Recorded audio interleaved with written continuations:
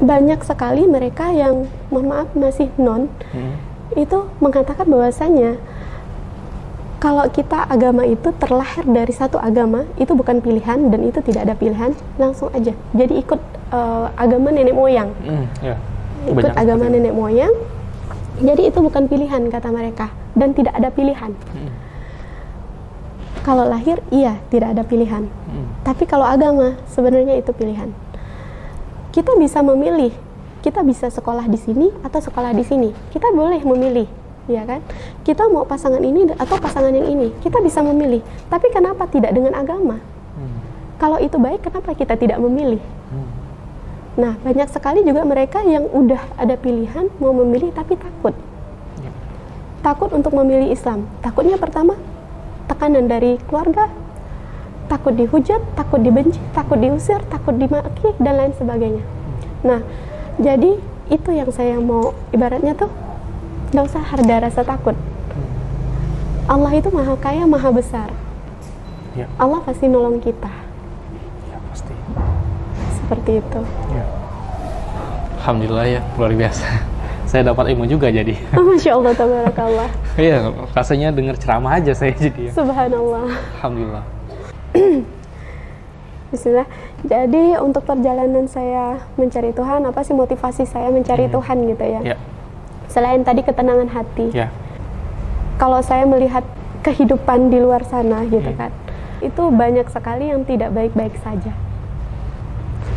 Banyak sekali yang tidak baik-baik saja. Banyak mereka itu, mohon maaf gitu, ada yang udah paham agama tapi mereka tidak seperti apa yang kita lihat.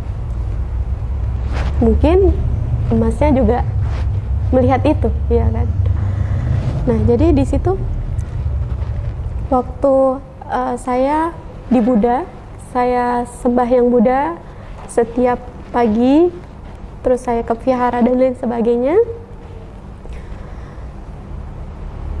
Saya merasa begini, wah, kok sembahyangnya gini ya?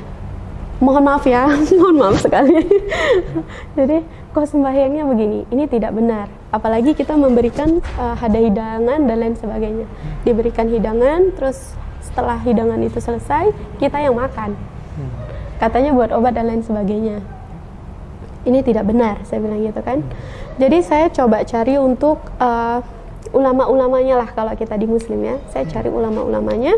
Di situ mereka tidak semua bisa menjawab pertanyaan saya. Saya sudah tidak ingat ya pertanyaan saya seperti apa persisnya, tapi banyak sekali pertanyaan saya itu yang mereka tidak bisa jawab. Waduh, saya bilang gitu. Kalau kita kan ranahnya benar nih ya, kayak nabi-nabi di Adam dan lain sebagainya, sampailah ke Nabi Muhammad. Kita ranahnya benar tuh kan. Nah, jadi saya tanya sama mereka, ini siapa, ini siapa. Saya kan udah baca tuh. Jadi ini siapa? Saya tanya ulamanya aja nggak bisa jawab saya gitu kan. Waduh, ini nggak bener nih kayak gini gitu. Tapi saya masih sembahyang kubur dan lain sebagainya, dan habis pulang dari sembahyang kubur itu makanan kami makan lagi. Tapi sekarang jangan suruh saya makan. Mohon maaf beli saya. Itu siapa tadi yang makan di kuburan? Siap. Nah, jadi di situ habis itu, wah ini nggak benar ini. Dapat tawaran dari teman bahwasanya, ayo kita ikut kegiatan ini yuk gitu kan. Ikut kegiatan ini. Jadi di situ dapat ajakan dari teman, ayo Rini, ini bagus loh Rini, kayak gini gitu kan, dijelasin semuanya. Jadi oh ya, iya, jadi saya coba untuk mempelajari dan lain sebagainya sampai saya ikut pelayanan. Nah, kemarin waktu itu saya ikut juga namanya. Nah, jadi saya ikut di situ 1.800 orang peserta yang ikut waktu itu. Banyak juga ya? Banyak sekali. Jadi di situ saya berdiri di depan patung Yesus. Jadi berdiri di depan patung Yesus, saya menghadap Yesus. Wah, ini tidak benar nih. Kenapa patung yang saya sembah? Kenapa ini patung yang saya sembah? Gitu kan? Ya. Jadi saat pengakuan dosa dan lain sebagainya, tapi saya sudah terpikir dan terfokus ke patung tadi. Kenapa patung ini? Apalagi kalau saya melihat ada yang digantung apa segala macam, tega sekali dia menggantung Tuhannya, gitu kan? Ya.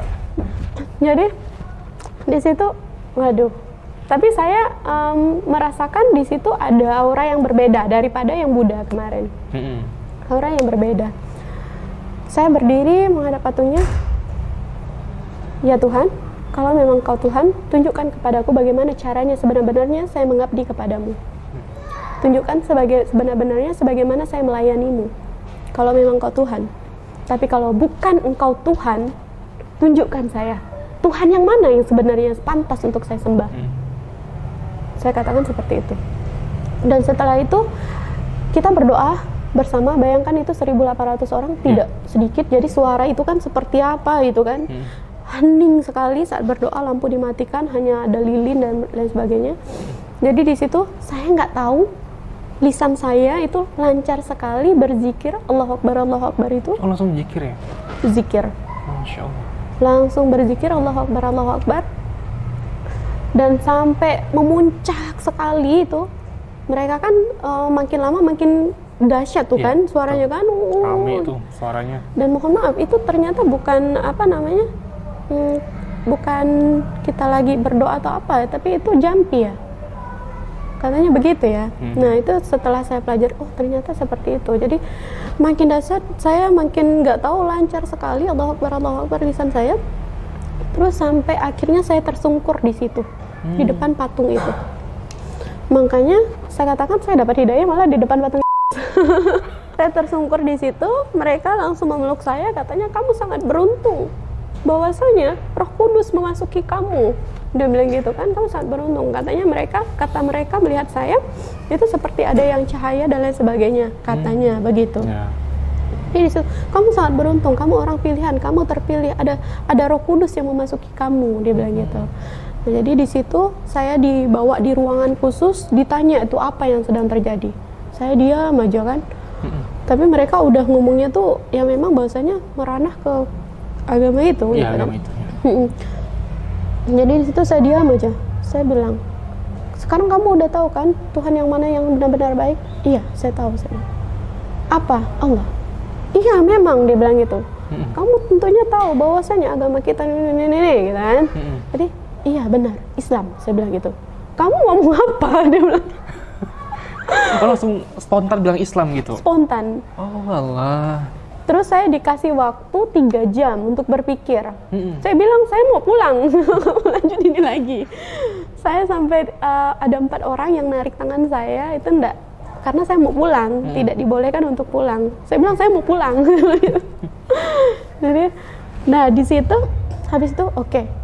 Kalau misalnya saya keluar pun nggak diizinkan kan, ya udah saya ngikut aja. Yang penting hati saya udah tahu saya kemana gitu. Oke. Nah jadi di situ saya ikuti sampai selesai.